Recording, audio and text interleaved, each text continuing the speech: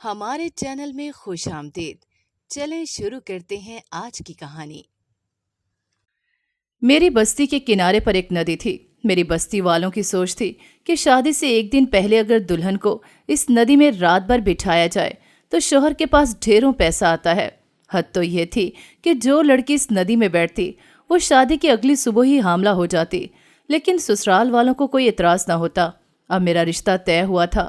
میری ماں بولی جو ظلم سب کے ساتھ ہوتا وہ تیرے ساتھ نہیں ہوگا، اور میری جگہ خود گھونگھٹ اوڑھ کر ندی میں بیٹھ گئی۔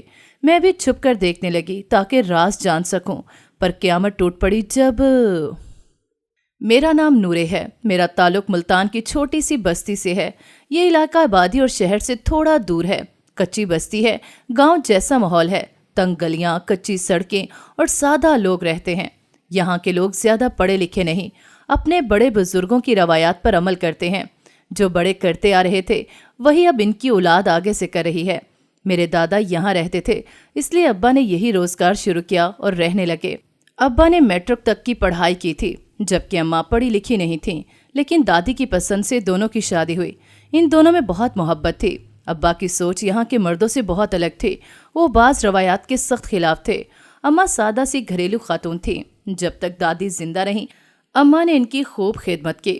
دادی ابا کی جانب سے بے فکر تھی، کہتی اللہ نے اتنی اچھی بہو دی ہے، کاش میں اپنی بیٹی کی تربیت بھی تم جیسی کر پاتی۔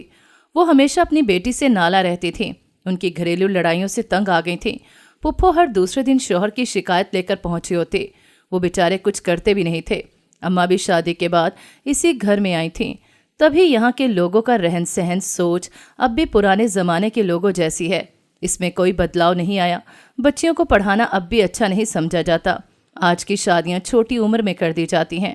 ہم دو بہنیں ہیں، دونوں ایک دوسرے سے بالکل مختلف تھیں۔ میری شکل ہو بہو اماں جیسی تھی۔ ابا نے ہم دونوں کی پیدائش پہ نفل پڑے تھے، کہتے اللہ نے جنت کا پھول دیا ہے۔ ابا کی بڑی خواہش تھی کہ پہلی اولاد بیٹی ہو۔ ابا موچی ہے اور اماں گھر میں ہوتی ہے۔ گھر کا گزر بسر اچھے سے ہو رہا تھا۔ بڑی بہن مجھ سے 2 سال بڑے ہونے کا روب جماتی رہتی۔ وہ چاہتی تھی کہ وہ اکلوتی ہی ہو، مجھے اپنا دوست نہیں بناتی تھی۔ وہ بہت سخت مزاج ہے، نہ کسی سے گھلتی ملتی، نہ ہی کسی کا مذاق برداشت کرتی ہے۔ اماں اس کی سعادت سے تنگ رہتی کہ اگلے گھر جا کر اس کا کیا بنے گا۔ ابا ہم بیٹیوں کو ڈانٹنے نہیں دیتے تھے، کہتے یہ تو گھر کی رونق ہے، ان کی شرارتوں سے دن بن جاتا ہے، نہ جانے اگلے گھر جا کر کیسے حالات ہوں۔ ابھی تم انہیں کسی کام سے مت روکا کرو، جو ان کا شوق ہے وہ پورا کرنے دیا کرو۔ حالانکہ بہت سے لوگوں نے کہا کہ تم دوسری شادی کر لو۔ ابا کی اکلوتی بہن نے بھی بڑی کوشش کی کہ ابا کی دوسری شادی کروانے کی، کہتی بیٹیاں بڑھاپے کا سہارا نہیں بنتی، انہوں نے چلے جانا ہے، تم کو کون کما کر کھلائے گا۔ وہاں کے لوگ بیٹیوں کو باندھی ہی سمجھتے تھے کہ جن کی کوئی خواہش نہیں ہے۔ کچھ لوگ تو ہاتھ بھی اٹھاتے تھے، جو جیسے چاہے استعمال کرے۔ ان کی شادیاں بھی بڑوں کی مرضی سے ہوتی تھیں۔ چند تو ذاتی مفاد کے لیے بیٹی کا سودا کر دیتے تھے۔ قربانی بھی بیٹیوں کی دی جاتی تھی۔ نہ ہی بیٹیاں باپ کی جائیداد سے حصہ مانگ سکتی تھی۔ اگر مرد پسند کی شادی کرے تو قبول کر لیتے تھے، اور اگر عورت یہی کام کرے تو زندہ گاڑ دیتے تھے۔ ابا کی سوچ سب سے مختلف تھی۔ مجھے اپنے ابا سے بہت لگاؤ تھا۔ ان جیسے مرد آج کل کم ہی ہوتے ہیں جو عورتوں کو ان کے حقوق دیں، محبت اور شفقت سے پیش آئیں۔ ابا نے ہمیں کبھی کسی چیز کی کمی محسوس نہ ہونے دی تھی۔ اماں ابا سے کہتی کہ بیٹیوں کو اتنی آزادی نہیں دینی چاہیے، کل کو ان کی شادی بھی کرنی ہے، اور ایک بیٹی کو سسرال میں جا کر خود کو بدلنا پڑتا ہے۔ ان کے سسرال والے ان کی شرارتیں برداشت نہیں کریں گے، نہ ہی ناز نخرے اٹھائیں گے۔ میں بھی پاس ہی بیٹھی تھی۔ میں نے کہا اماں آخر عورت ہی کیوں خود کو بدلے؟ کبھی مرد بھی عورت کے لیے اپنے آپ کو بدلتا ہے؟ جو عورت کے لیے یہ قانون بنا دیا گیا۔ اماں نے کہا یہی زمانے کا دستور ہے، مرد جیسا بھی ہو ہمیشہ سے عورت کو تلقین کی جاتی ہے کہ وہ خود کو اپنے شوہر اور سسرال والوں کی سوچ کے مطابق خود کو بدلے۔ ابا ہنس دیتے تھے، کہتے میں اپنی بیٹیوں کے لیے کوئی شہزادہ ہی دیکھوں گا جو ان کو بدلنے کو نہیں کہے گا، ان کو شہزادی بنا کر رکھے گا۔ اماں سر جھٹک دیتی کہ دنیا میں حقیقت کچھ اور ہے۔ میری دوست فہمیدہ کی شادی بھی 11 سال کی عمر میں طے کر دی گئی، اس کی ڈبل عمر کے آدمی سے۔ مجھے اس طرح بہت غصہ آتا تھا۔ میری دوست روتی رہتی، لیکن کسی نے اس کی فریاد نہ سنی۔ جو دن اس کی گڑیا سے کھیلنے کے تھے اسے ڈولی میں بٹھا کر رخصت کر دیا۔ اس کی اماں میرے گھر کھیلنے بھی نہیں بھیجتی تھیں، سارا دن گھر کے کاموں میں لگائی رکھتی، کہتی لڑکیاں کھیلیں گی تو اگلے گھر جا کر کیا کریں گی؟ मुझे अपने दोस्त पर बहुत तरस आता था। रुखसत होकर ऐसे गई कि वापस नहीं आई। उसके जाने के बाद मैंने कोई नई दोस्त नहीं बनाई थी। अब्बा हमें पढ़ाना चाहते थे, लेकिन बस्तियों में लड़की का कोई स्कूल ही ना था। वो कहानी की किताबें लाकर दिया करते थे, जिसमें मैं और मेरी बहन हिज्जे करके पढ़ा करती थी। मुझे पढ़ाई का बहुत शौक था। पढ़ लिख कर मैं डॉक्टर बनना चाहती थी। मैंने बहुत से ख्वाब देखे थे, लेकिन वो सब ख्वाब चकनाचूर हो गए। किस्मत को कुछ और ही मंजूर था। एक रोज 2 खानदानों के जमीनी तनाजे पे फायरिंग हुई और जालिमों ने मेरे अब्बा को मार दिया। एक बेकसूर की मौत हो गई। ऐसे आए रोज होता था, जमीन पर झगड़े होते और कोई बेचारा मारा जाता था। इनकी फायरिंग की गोली से अब्बा की मौत हो गई थी। अब्बा की अचानक मौत की वजह से सब कुछ ही बदल गया। हम यतीम हो गए थे। हमारे सर से साइबान छीन लिया था। सुबह अब्बा अच्छे भले घर से गए थे, वापस 4 कंधों पर आए थे।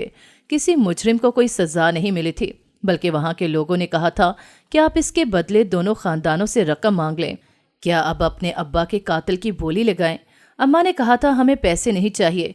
यूं लगेगा कि जैसे मैं इन बच्चों के बाप का गोश्त खा रही हूँ। सब कहते ये पागल है। लोगों पे जब तक खुद मुसीबत नहीं पड़ती, उन्हें दूसरों की तकलीफ ड्रामा ही लगती है। मेरी माँ दर बदर की ठोकरें खाती रही कि कहीं सुनवाई होगी, लेकिन किसी ने उसकी फरियाद न सुनी थी। उनके सीने पर जो अपनों के दिए घाव थे, वही इनकी जान ले गए थे। पुप्पो ने भी अपने रंग दिखाए थे। वक्त का काम गुजर जाना होता है और अब्बा को हमसे बिछड़े 2 साल होने वाले थे। इन 2 सालों में पल पल एहसास हुआ था कि दुनिया असल में है क्या। बाप के जाने से बेटियों का साइबान नहीं रहता। इस दौरान हमने बहुत सी शैतानी चेहरे देखे थे। बड़ी बहन के लिए पुप्पो ने रिश्ता मांगा। उनका बेटा ज़हनी माजूर था। हर वक्त गलियों में बच्चों को मारता रहता था। खाना तो खुद खा नहीं सकता था। आपा का और उनके बेटे का कोई मैच नहीं था। अम्मा ने साफ इनकार किया तो उन्होंने मेरी बहन के किरदार पर बातें शुरू कर दी कि मेरी भतीजी की लड़कों से दोस्तियां हैं, इसका किरदार ठीक नहीं। बेटियों के सर पर बाप का साया ना हो तो जिंदगी वैसे ही बहुत मुश्किल हो जाती है, और जब लोग आपके किरदार पर कीचड़ उछाल दें तो बेटियां घर की चौखट पे ताउम्र बैठी रह जाती हैं। आपा तो कमरे में बंद होकर रह गई थी। कहती मैं जहर खा लूंगी, लेकिन इस ज़हनी माजूर से शादी नहीं करूंगी। आपा की हालत देखी नहीं जाती थी। अम्मा यही कहती सब्र करो, अल्लाह से दुआ करो, वो ही है जो हमारे हालात बदल सकता है, रास्ते आसान कर सकता है। अब्बा के जाने के बाद अम्मा को ही घर वालों का पेट पालने के लिए हाथ पांव मारने पड़े। वो बस्ती वालों के कपड़े कम उजरत पे सिलाई कर देती थी। बड़ी मुश्किल से लोग सिलाई के पैसे देते थे। कुछ के पीछे तो भागना पड़ता था। इससे हमारा गुजर बसर हो जाता था। 2 वक्त की रोटी पूरी हो जाती थी। किसी के आगे हाथ नहीं फैलाने पड़ते थे। अब्बा के जाने के बाद मेरी तबीयत तो बहुत मुश्किल से संभली थी। अम्मा कहती हमने अपना मामला अल्लाह के सुपुर्द कर दिया, वही हमारे साथ इंसाफ करने वाला मामला करेगा। यहाँ हम औरतें अपना केस लेकर किसके पास जाएंगी? औरतों को बेसहारा देखकर लोग फायदा ही उठाते हैं। सब कुछ ठीक चल रहा था कि बहन ने भी घर के कामों में दिलचस्पी लेना शुरू कर दी। अम्मा ने भी कहा दोस्त बनाओ, कमरे में बंद ना रहा करो। अच्छा था आपा ठीक हो रही थी। अम्मा कहती जल्द इसका रिश्ता देखकर हाथ पीले कर दूंगी ताकि पुप्पो दोबारा कोई ड्रामा न कर सकें।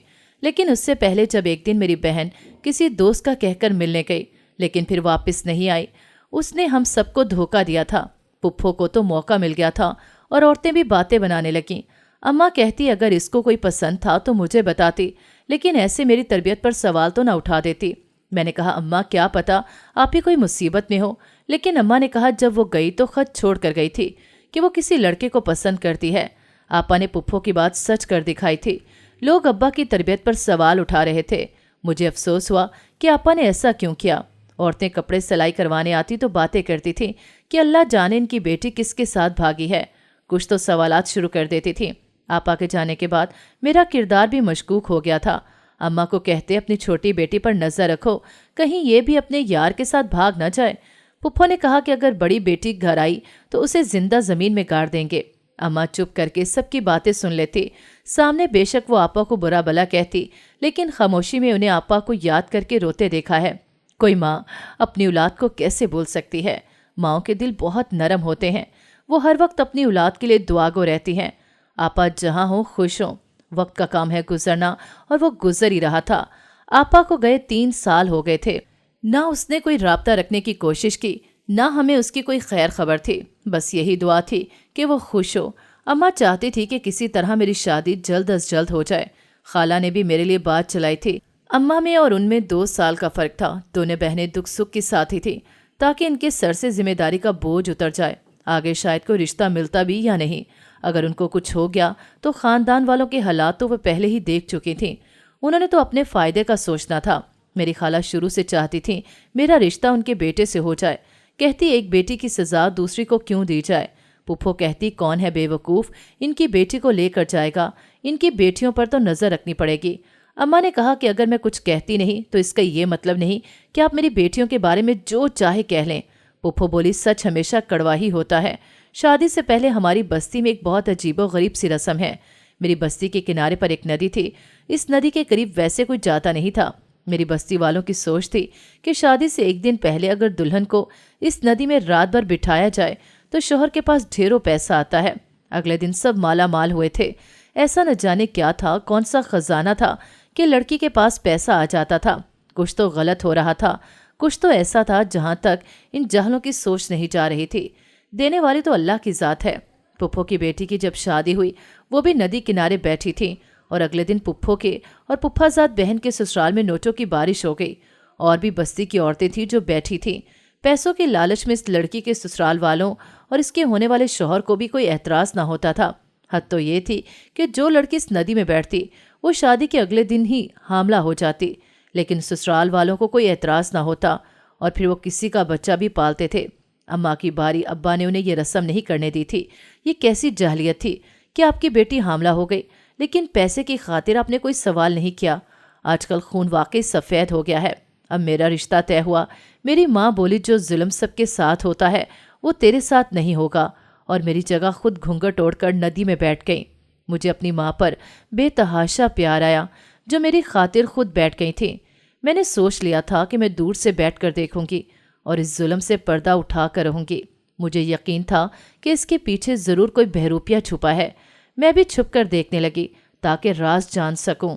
पर क़यामत तब टूटी जब नदी का पानी उछलने लगा। वो कोई खलाई मखलूक ही थी। अम्मा तो बेहोश हो गई थी। मैं अपनी माँ को खोना नहीं चाहती थी। इससे पहले कोई कार्रवाई होती मैं अल्लाह का नाम लेती अम्मा को वहाँ से ले आई थी। मुझे ऐसे लगा कुछ गड़बड़ है। अगली सुबह अम्मा होश में आई तो मैंने उन्हें सारी हकीकत बताई जो मैंने देखा था। वो भी सख्ते में थी। कहती शुक्र है तुम बच गई, हमें कोई पैसे नहीं मिले थे, लेकिन इसके बारे में किसी को नहीं बताया था। अगर बताते तो लोग और 100 बातें करते। सबको यही लगा कि मैं सारी रात नदी के पास बैठी रही हूँ। खाला ने रिश्ता पक्का कर दिया। उन्होंने एक भी तिनका जहेज में लेने से मना किया, लेकिन अम्मा ने अपनी हैसियत के मुताबिक देना चाहती थी। अम्मा ने उन्हें सच बताना चाहा, लेकिन मैंने रोक दिया। शादी की तैयारी चलने लगी। अम्मा ने जो चंद पैसे आपा की शादी के लिए जोड़े थे उससे ही मेरा जहेज ले दिया। बिलाखिर मेरी शादी मेरी खाला के बेटे से हो गई थी।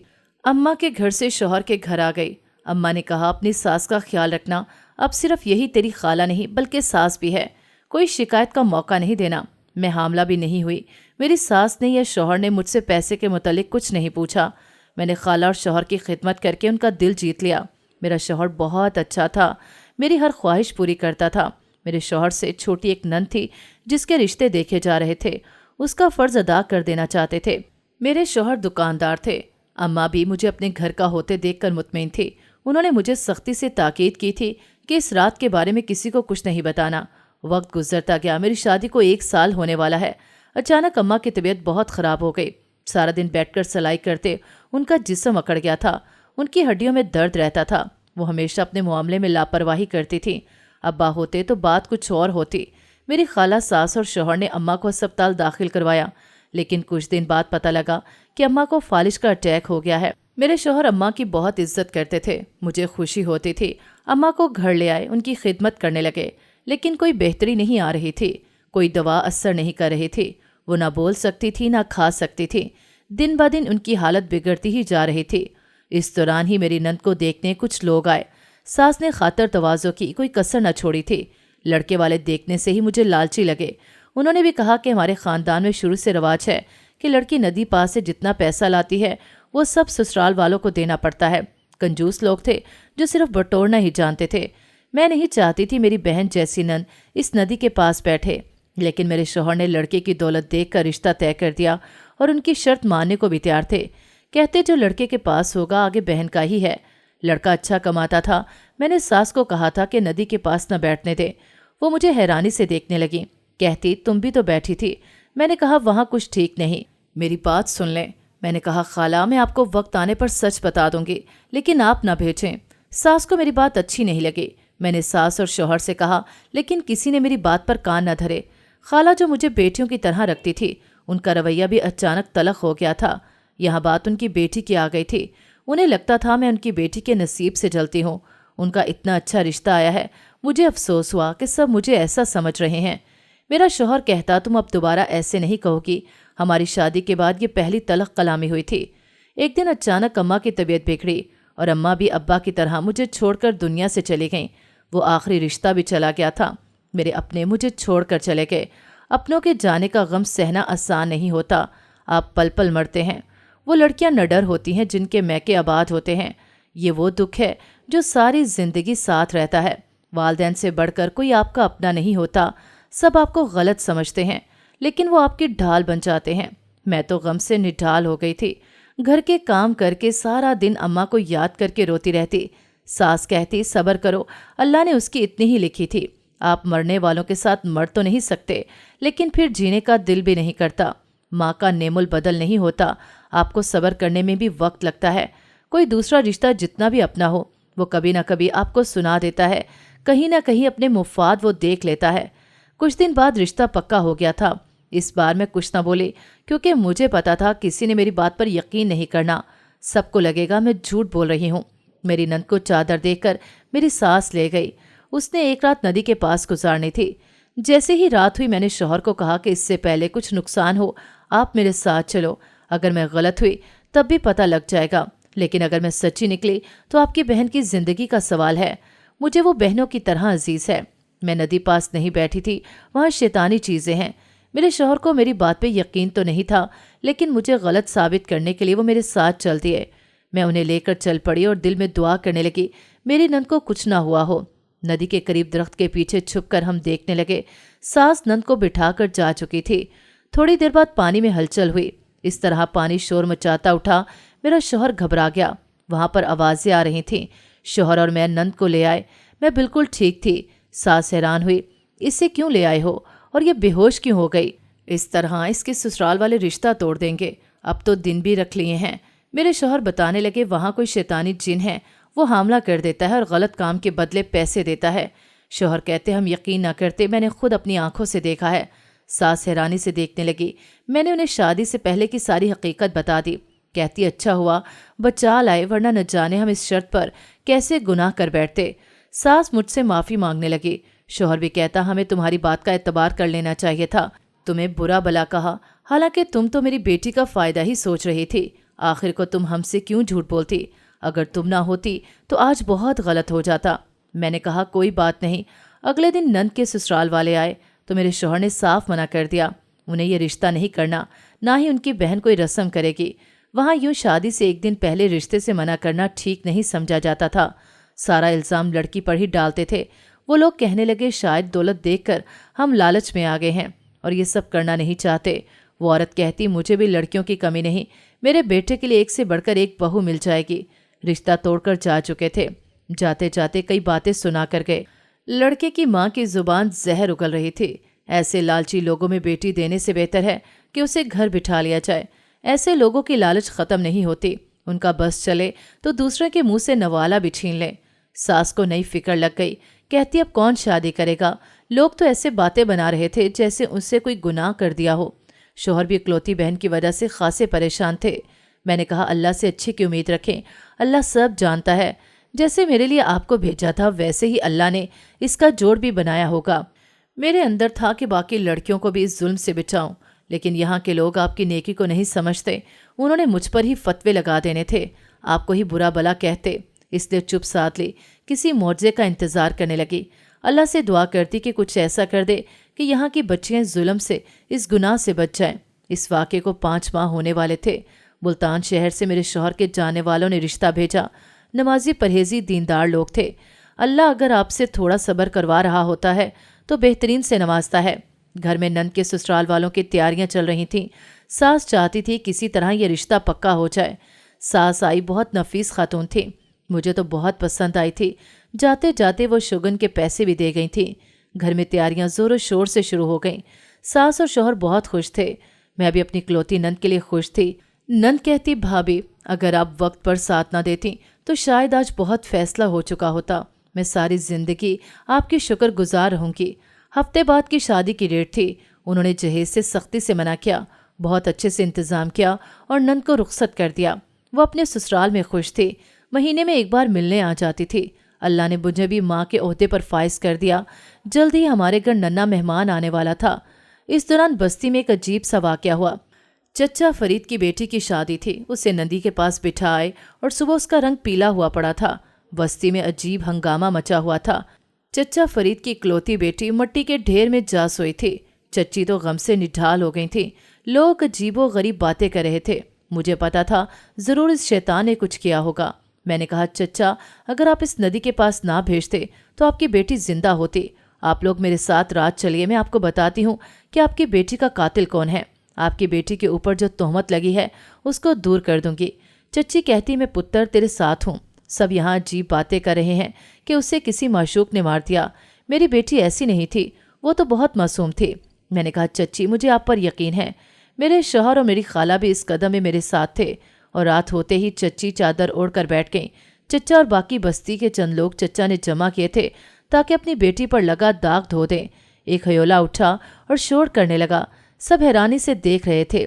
इस जगह शैतान जिन का साया था जो जवान औरतों को हामला बना देता था, और इस औरत बेचारी को पता नहीं होता था कि हुआ क्या है।